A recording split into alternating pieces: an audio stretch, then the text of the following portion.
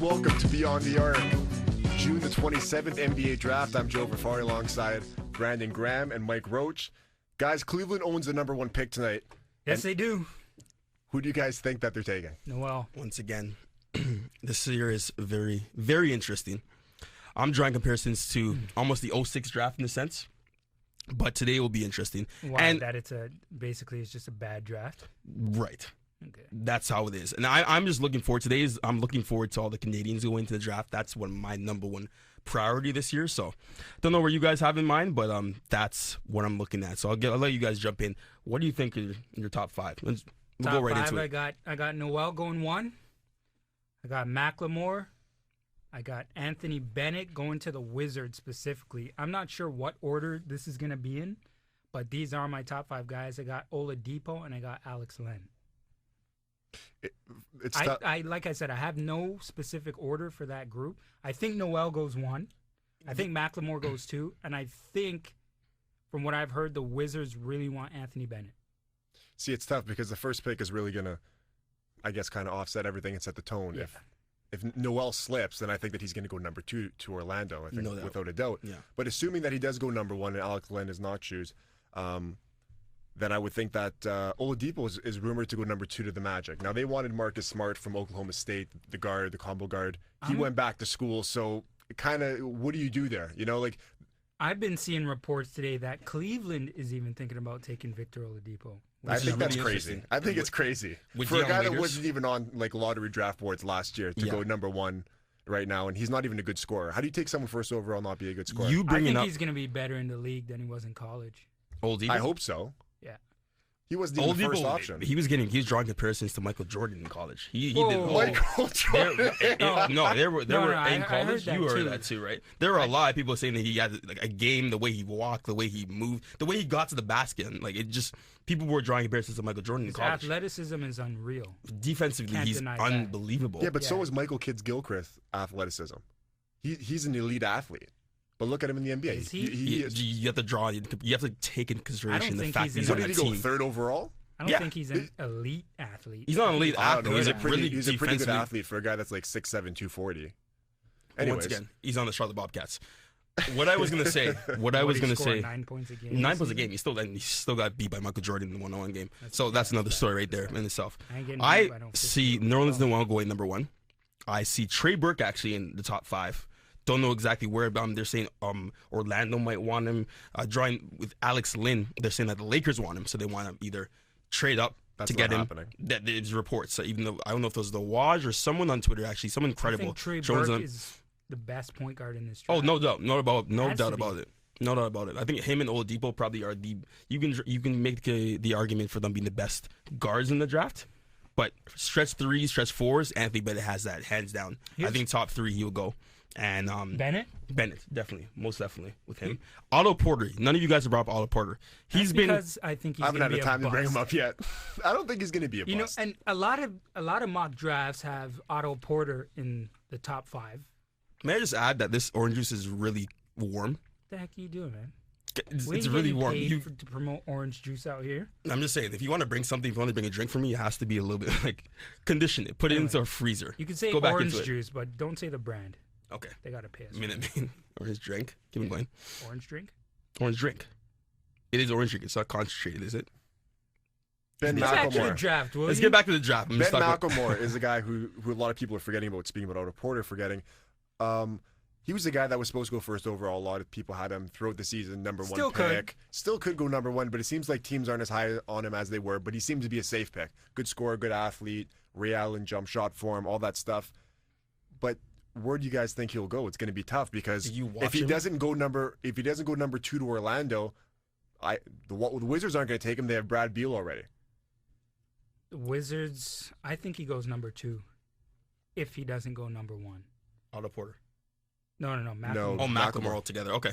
You're talking I about like Macklemore's game. He can shoot it from the outside. He can get to the hoop. He's explosive. He's really supposed to be as bouncy. And he ain't afraid to shoot when it comes to overtime or He had taking some that big clutch shot. shots. I remember in Kansas, there's an He did. overtime When game. we talk about in transition players, I think he's the best transition player in this draft Oh, yeah, by he's- far. yeah. Because he runs the floor so well.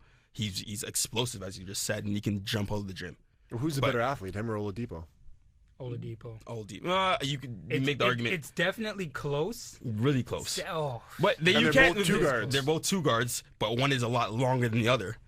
Oladipo's a two guard because of the fact that he's quick, he is short, he can make the shot and whatnot. But Macklemore couldn't play the three because they had another player at that position. So he was dry. He was always forced to be. Bill Self always put him at the two guard. But neither of them, even though he's a lot longer. or Oladipo, none of them can play the three. No. I mean, I guess you could put them there for a short period of time in college, but not in not really. Not at 6'4". No. Yeah. I want to talk about Otto Porter. I watched them a lot this year in college, and some games, such as when they play big time teams such as Syracuse, he would go off. They blew out Syracuse. He would go off and have a great game. Next thing you know, he's in the Big East tournament. And he's getting shut down by like the smallest guy, by like Vanderblue and what's it called, Marquette. Sorry, he's getting shut down. And he just totally inconsistent, right? One of those with some of these guys in the draft, some of these guards in specific, Ben Macklemore and Otto Porter, they can have games when they want to, when they're just amazing. No one can stop them, and they have games when they just shut down. They're passive. It's just really frustrating to watch. They're young players. We're all young. At the same time, consistent. I think the most consistent player in this draft is Trey Burke. That's what I'm saying. I think consistency. Trey Burke. I look at Trey Burke, and he's a guy. He just looks like he'll be like a solid pro. You know what I mean? Yeah. He'll run the pick and roll. He's not going to wow you with his athleticism or even his quickness. I don't. But also depends he's quick, on but not what for the system NBA. he gets into, right? That's he seems like a guy that would be good in like a San Antonio kind of system. Not something where he's not asked to do too much because he's not a great scorer. Yeah. He's a leader. He's a point guard. All that, but he's not a big guy. He doesn't play great defense. Doesn't have the length. That's why, if you're going to look in the top 5 and say, do you really need a point guard? I'd wait for next year, to be honest. Because I don't think that Trey Burke, you look at the guys that have been selected recently, even Damian Lillard, not even the John Wall and the Rose. He was almost a 20-point per game scorer this past season. But I think that in the NBA, when you're going against longer, quicker, athletic guards than him, he's not going to score at will like he did in college. No, that's in his first season now. I have a question for you two now, just to wrap up this segment. With Anthony Bennett being in the top 5, I mean everyone's top 5. Do you see any Canadians creeping up into the top 10 with Olynyk and Kelly Olynyk and the only other Canadian I could see going top 10 who could be drafted would be Olynyk. He's not going to be in the top 10 though. He's the only other one that will sneak up into the top 10. It's not happening. They haven't seen enough of him yet. Especially after being suspended for so long. Kelly Olynyk, he's really solid in the post. Like he has that back to the basket kind of game, up and under, all that stuff. But he's not athletic. He doesn't get off the ground. He's not quick. In the tournament, he had a lot of his shots blocked, and that scouts really were alarmed by that because if you can't get your shot up against college guys, how are you going to do it against guys like Tim Duncan and Garnett and all that stuff? Doesn't necessarily. But you can't gain athleticism, I don't think. Right? You don't necessarily need athleticism to be successful. He's 7 foot already. He has something that many players do not have. Does he understand? Right? Does he know how to play the game? A lot of people said the same thing about Kevin Love. A lot of people said Kevin Love, when he came out of UCLA, was not going to be able to make it in the NBA. Yeah, but he went number 4 for a reason. Olynyk slated to go in the mid to late teens. No. Right? I'm not saying that. The point I'm trying to make is that you don't necessarily need athleticism if you understand and know how to play the game. Well, Tim Duncan's a perfect example. There's one of the greatest players of all time.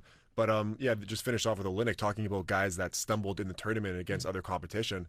Gonzaga was bounced early, and he was a big reason why they didn't advance. They leaned on him heavy. I wouldn't say so. He did make his shots when they counted. He did make some mistakes, but everyone's making mistakes at the time. And you can't blame him himself. That team, that personnel, they didn't have it. They didn't have what it took to get to that another step. But I think, to be honest, in that team, he was the best player. Kevin Pangos as well, another point guard coming up. But Kelly Olynyk, I'm more worried about him making his jump shots and just consistently making his jump shots over time, because he's going to have to develop later down his career to be able to consistently knock down that 12-foot jump shot on a consistent 13, foot. 13, you never know. I think the jump shot in the offense won't really be a problem. I think the question with a lot of people is defense, whether it be weak side defense, post defense, being that anchor. He's none of that, really, right? You just want him to be you hope he'd be an average defensive player. So basically what we're saying is Kelly Olynyk will not be in the top 10. That's what we're drawing to, but I still think he can creep in. I don't think he I can still think he creep in. But when we come back, we're going to get into our second segment. We have James Herbert coming on, and on Twitter, you can hit him up at Outside the NBA. He's a writer for SB Nation, also has some contributions on ESPN, and we'll ask him for his opinion on the draft and some other stuff when we come back on Beyond the Arc.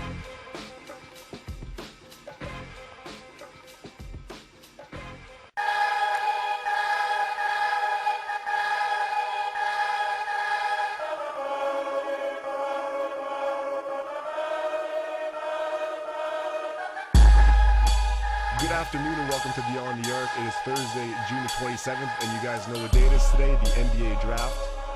I'm here with Brandon Graham and Mike Roach. We're along with James Herbert today, outside the NBA. He's a writer and a producer. Let's get into it right away, James. Who do you have going in the top pick tonight to Cleveland?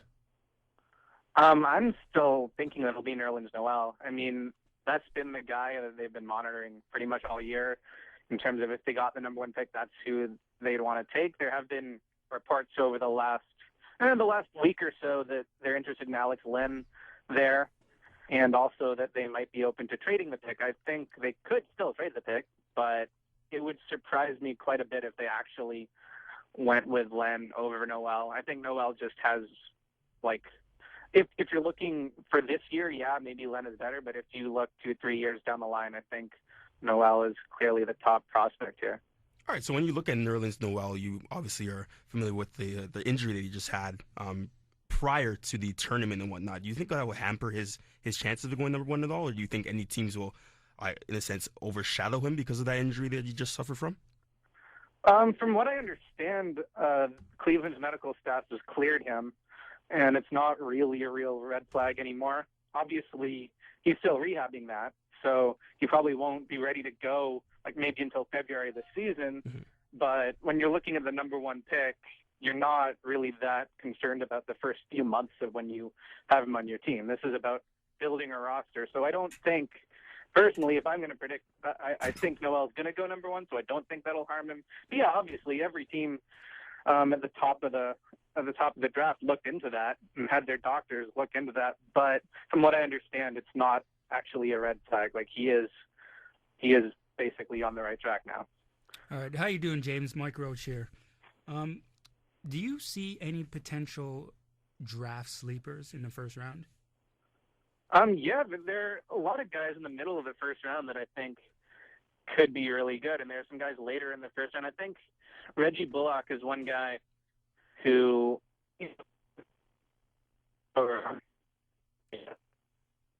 round pick, maybe.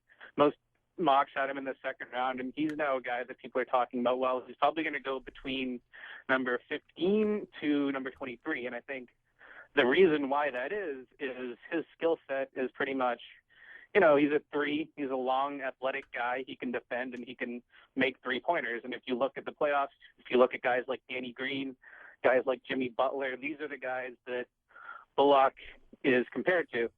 And maybe a few years ago, his skill set would still have him in the second round. But the way teams are thinking now, a guy like him really has a lot of value. And I think he will help a team pretty much right away, even though he wasn't exactly superstar for UNC. Like, neither was Danny Green when he was there. It's really interesting you bring up the UNC alumni and Danny Green and Reggie Bullock, because I think he's going to be a sleeper as well. But I'm going to talk about another crop, and I'm going to ask you this question. And obviously, being Canadian, I'm really passionate about this question as well. With all the Canadians in the draft this year, as well as a few years prior, with Tristan Thompson, Corey Joseph obviously being a big part of it, and this year with Anthony Bennett, Kelly Olynyk, and Mike Kabongo being part of it, how do you think those guys will actually line up in this draft in the first round and the second round, as well as the progression of all the players in Canadian basketball as it's growing and growing throughout the years to come? Do you see a really swift progression in that sense, or do you believe that it will slow down anytime soon? Oh, I think it's only getting better. I mean, it's awesome as a Canadian to see these guys being taken in the first round. I mean, it'll be 5 guys, maybe 6 if Mike can slip into the first round, that have been taken in the first round in the last 3 years, which is huge. Like, you couldn't have found that a few years ago in Canada. They just didn't have that sort of talent coming up, and it's going to continue. I mean, it's not done now. Everybody knows about Wiggins, but it's not just him. There are high school guys or other guys playing NCAA ball now who are going to get drafted into the NBA. Trey Lyles is a young guy that's going to be a really good college player. I think Tyler Ennis is going to be a really good college player and is going to be an NBA player. But if you look right now, I'll sort of go through one by one. Olynyk probably will be a mid-first round pick. I think he had an awesome season last year. The thing that concerns teams is that he's a 7-footer, which means his size is really good, but he only has like a 6'10" wingspan, which might hurt him going up against bigger players in the post. I'm not sure how well he'll be able to play on the inside. But, he's a multi-skilled player, and he's ready to contribute right away. And he has a bit of an outside game because he had that growth spurt, and he grew up, shooting threes and things like that. He will get picked in the middle of the first round. Bennett is a guy that has been in the mix as high as number 3, but a lot of reporters are saying today that they think the Wizards have pretty much settled on Porter there. And after that, it's kind of up in the air as to where Bennett will go. Adrian Wojnarowski tweeted that Bennett might slip all the way down to 10, which would put him in Portland, which I think would be a huge steal for them. But he's another guy. I mean, defensively, there's a lot of question marks, but hardly any young guy is actually able to play defense as a rookie. And offensively, I mean, his ceiling is tremendous. I mean, he's an incredible athlete. He's versatile. He can shoot, he can run, he can jump. The obvious comparison everybody makes is to Larry Johnson, but I think offensively, I mean, he could maybe be better than that. I mean, we're talking 5 or 6 years down the road, but he could be better than that. I mean, Bennett is a lock to be picked, at least in the top 10, but it could go. But Mike, it's kind of crazy because if you go back 2 or 3 years ago, he was the one guy that we were absolutely sure of. Like, coming out of high school, there was a lot of hype there. And projecting into the draft, we would have thought top 10 pick easily, lottery pick definitely. And now it's like, well, there's an outside chance he could be in the first round. We expect him to go in the second round. But there's a chance that he doesn't get drafted. It's been a weird couple of years for him. I'm personally rooting for him. I mean, everything you hear about the guy, or if you talk to the guy even for a couple of minutes, you can tell he's a really good kid. He's got his head on his shoulders. The stuff with the NCAA this season was really unfortunate, but I think that he does have a lot he can bring to a team. It's just he hasn't been able to show for a long period of time that he could produce in college. And while I understand his decision to come out this year, like, it would have been really tough to go back for a third year at Texas, it unfortunately might mean that he doesn't get picked as high as he should in this draft. Because I think if you look at his talent, people in Canada who have been watching this guy, like, we know that he does have first round pick talent, even if he goes in the middle of the second round or something tonight. And speaking of sliding and rising in drafts, James, Victor Oladipo is a guy that definitely 2 years ago when he was a freshman, but last year even wasn't really on a lot of people's draft boards. Now you have people comparing him to Dwayne Wade, which I think is a little bit crazy, but here's a guy who has a high motor, crazy athlete, but not a great scorer. There's talk that Orlando might take him at number 2. Do you think that Orlando might take him? And if they do, what kind of career do you think that he'll have? I think they very well might. From what people are saying, it will be probably either him or Macklemore, unless they trade it, which is a possibility. The funny thing about this draft is that people still don't really know what teams are doing. Like, usually we have a much better handle on it, at least in terms of the top 5 picks on the day of the draft. But a lot of these teams are talking about trading the pick. A lot of these teams aren't telling people what they're going to do. But Oladipo is definitely in the mix there. I think the fact that he's risen this fast this year was because he showed he actually did have an offensive game. Whereas before this season in Indiana, like, he still had that motor, he still had that defensive intensity, which is a calling card. But he also showed that, we saw him dunking on people. We saw him making moves up the dribble. The Wade comparison is very lofty because Wade in college was making plays consistently that you're not seeing Oladipo make. I think he could turn out to be a good offensive player in the pros, but I think he'll have to prove that. I think the thing he has going for him is he's going to be an awesome defender pretty much right away, which is really rare to find in a shooting guard.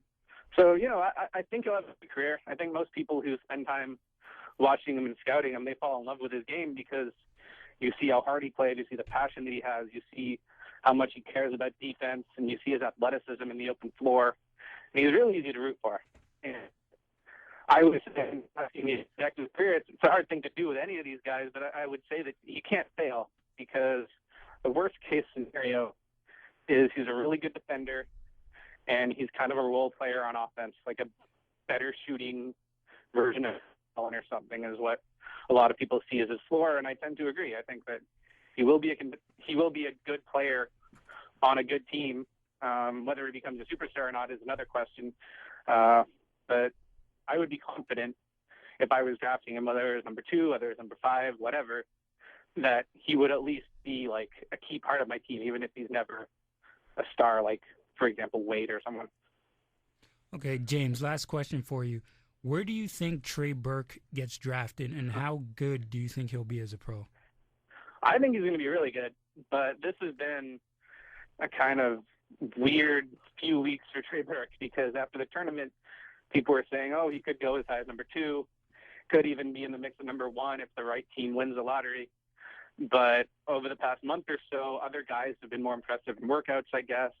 Not that he's been bad, just people are starting to raise a question of, well, can he create offense when he's not running the pick and roll? Or can he finish inside even though he's 6 feet tall? Or can he guard people? And to me, I think that he's the best point guard in the draft. And I thought, you know, when I saw the lottery results come out, I thought, well, that's who Orlando's going to take it to, because as good as Jameer Nelson is, he's not like their long-term point guard. They're building toward the future, so I figured they'd take Burke. But the narrative has completely shifted since then.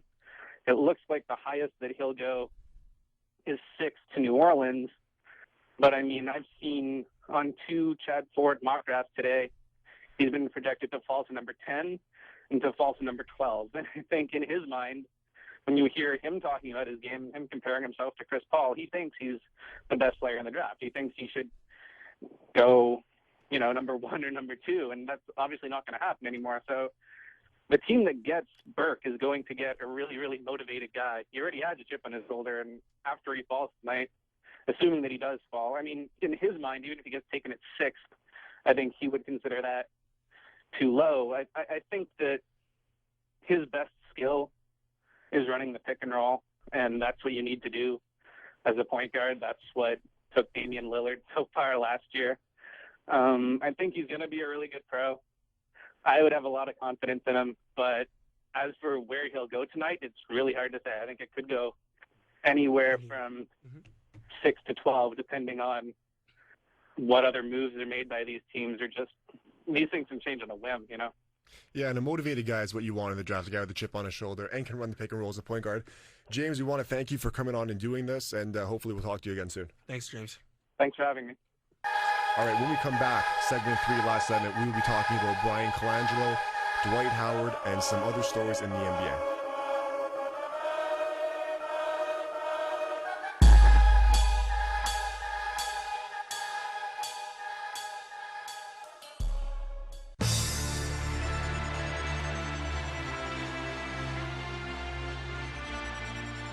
And we're back on Beyond the Arc. Right now, we're going to get into this supposed trade that's happening between the Nets and the Celtics.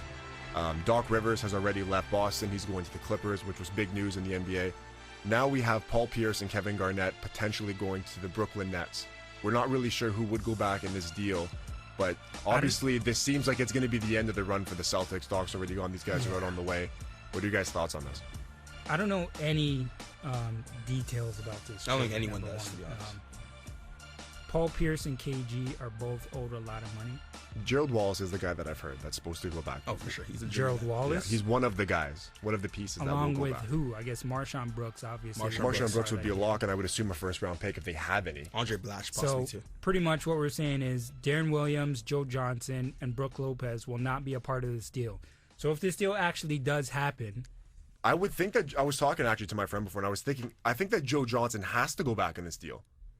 Even for salary reasons. From what I was reading, he's not going to be a part of this deal. All the reports today said that those three would be staying. So basically... So it'll be a big four then. Big four. It'd be a big five. You have Darren Williams at the 1. You got Johnson at the 2. Pierce at the 3. Garnett at the 4. And Lopez. My question bringing up now, would they challenge the Heat if it came down to it with that team? I don't know if they would, Ben. I doubt they would. There's no...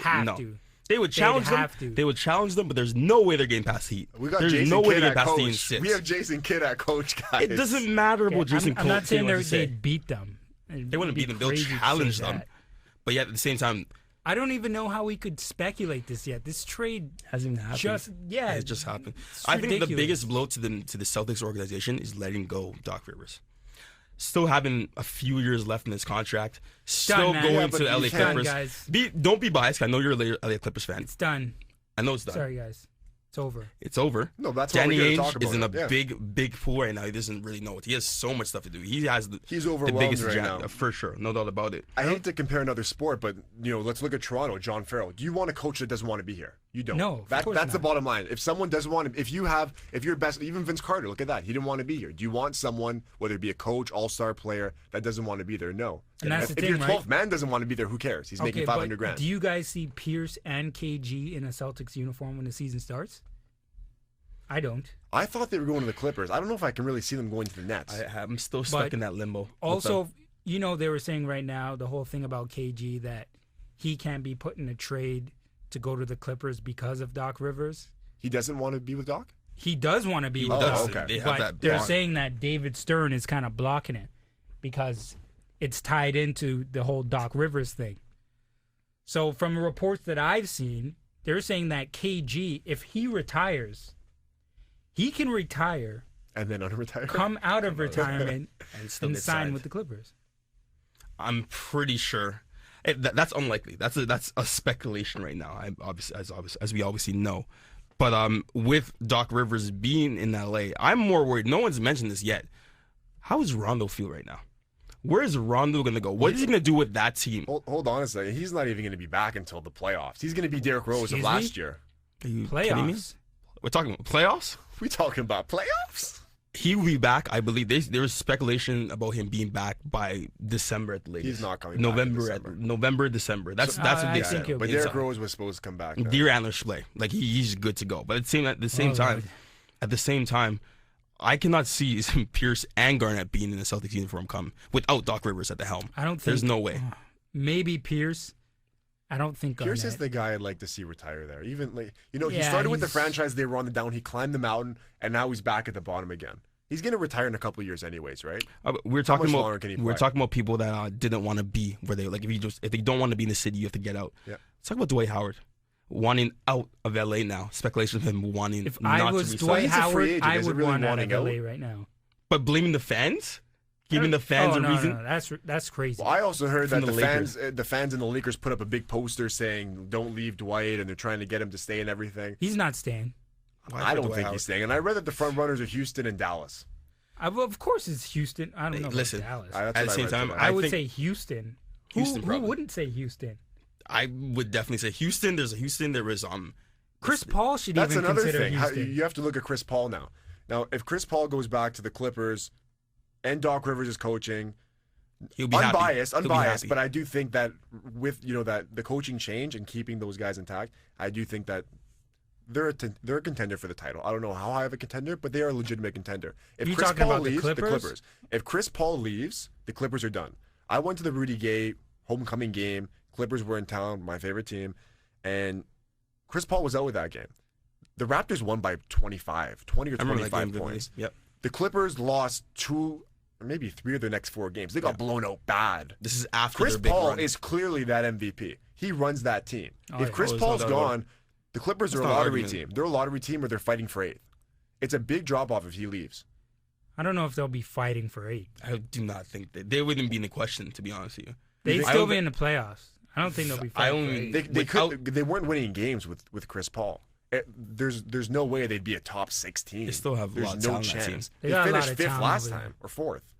And they were tied with the Grizzlies. What were they, a game up between 5th place? And that was including that incredible run they had. What did they win, 18 games in a row? 18 games in a row. They thought it was special. It was right after that. Things lined up for them to go in 4th last year. That was their best season ever. What do you think happens with Dwight, though? Do you think Dwight speaks to Chris Paul and tries to link up on Houston? My thing is like a lot of bridges. He's not really worth. All this speculation. He's not worth it. Dwight Howard. He's a great Dwight player. Howard's worth it. I'm just so sick and tired of him crying. Yeah. I just want him to stop crying and stop being such a you're not a diva. Like be a man and just grow a set and stay in the organization that you have. Like just be satisfied with something in your life. the thing is, like, I really like Dwight Howard, especially with Orlando. I'm losing. I like Dwight Howard when healthy. He's the best center in the game. Well, yeah, he's a top probably 3 player in the league when he's healthy. I want to go top 3.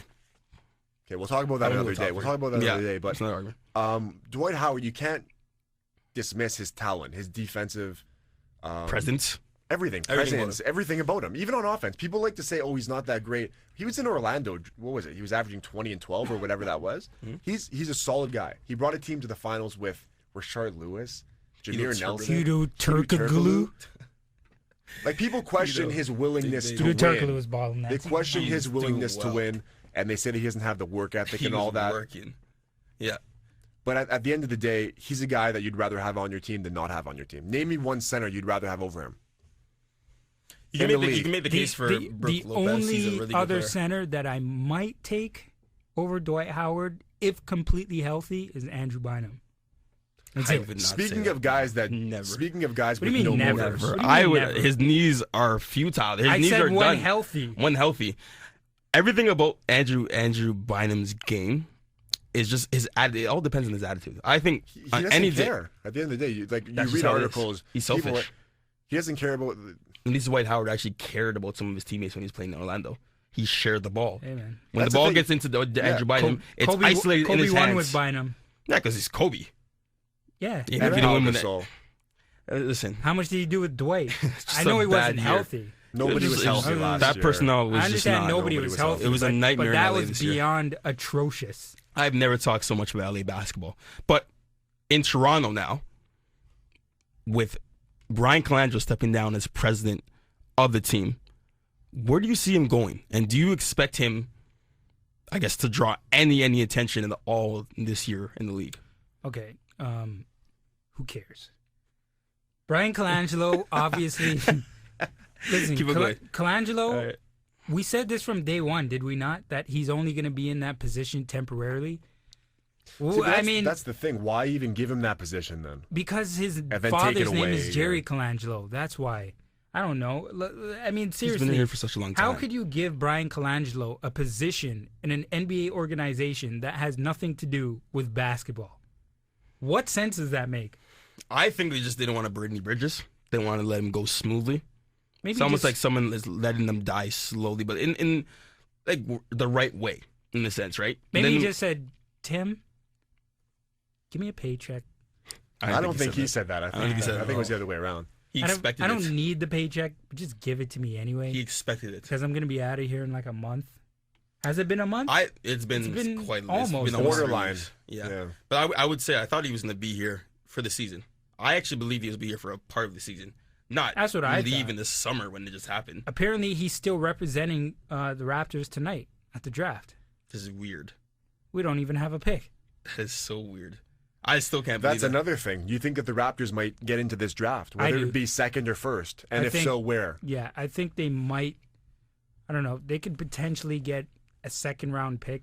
I know Masai Ujiri is preparing. They're all preparing like they have a pick right now. They might trade. They might throw some money somewhere just to acquire a pick, see what they can do. I don't know why.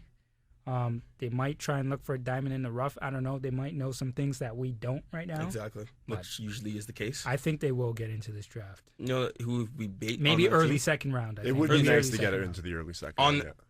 If there were a trade, which players do you suspect to be leaving the Toronto Raptors? Which players do you think are like bait on in this? John Lucas. I don't think John Lucas will be back. Well, I'm pretty sure he's a free agent, isn't he? He is. Yeah. The thing, the question is, who would you send in order to get a second round pick, and at that probably a high second round pick? You don't want to get. They may not even draft, send. right? They may just pay for it. Well, there's a chance. For a pick. I think on his 25th birthday, Landry Fields. Nobody wants that contract. Let's be real. But who do you guys think? Who do you guys think that the Raptors might target just by position? What do you think their biggest need is? I think they might look for a point guard, a backup point guard to play behind Lowry. Mm-hmm. Even if they don't keep him, they might stash him somewhere. But I think if they do get into this draft, they'll probably look for a point guard. I like from right now a guy who might slide. I don't know, Isaiah Cannon. I really like him. If he slides to the second round, if he slides to the second round, I don't think he will. I think he'll go late first. But if he does slide to the second round, they may take a look at him. I'm thinking, well, other than point guard, a stretch four.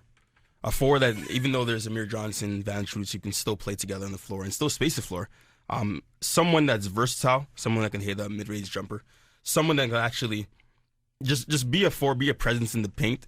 I don't exactly know which player, but someone like a Gordon from Louisville. Don't know if he will slip all the way to the second round. The center? Yeah, I still think he can play a four. So, or even someone that can hit, or even someone that just hit a consistent jump shot. Just quickly looking at the bottom of the second round, Reggie Bullock, which we talked about before with James, slated to go with the first pick in the second round. Jeff Withey, the center from Kansas. That would be a pretty solid pick. The Raptors don't have too much depth really at the center position. You don't want to have Jonas that went down last year just in case he would. That would be a solid guy that has some experience to go in. And Glenn Rice Jr. at the shooting guard. That might be a good pick. The Raptors could always use a 3-point shooter. He can definitely be a sleeper, and he can definitely help the team because he's aggressive and because he can rebound as well. Yeah. So you never know. But the thing with the Raptors is I think that all signs are pointing towards a rebuild next year. So if that is the case, you don't know. We don't know. We don't want to blow it up yet. I don't want to see another rebuilding team. So I kind of do, and I'll tell you why. Next year we all know who the top pick's going to be, right? We're not getting Angel. Stop that noise right now. It's going to be the best pick, though. I know you said this year's going to be a bad draft. Stop it. Next year we have the best draft. Stop it. Enough banter. We're running out of time. We always say that every year. Way to wrap it up. Done. Aggressive. Mike Roach, Brandon Graham, Joe Furfari on Beyond the Arc. We'll speak to you guys again next week.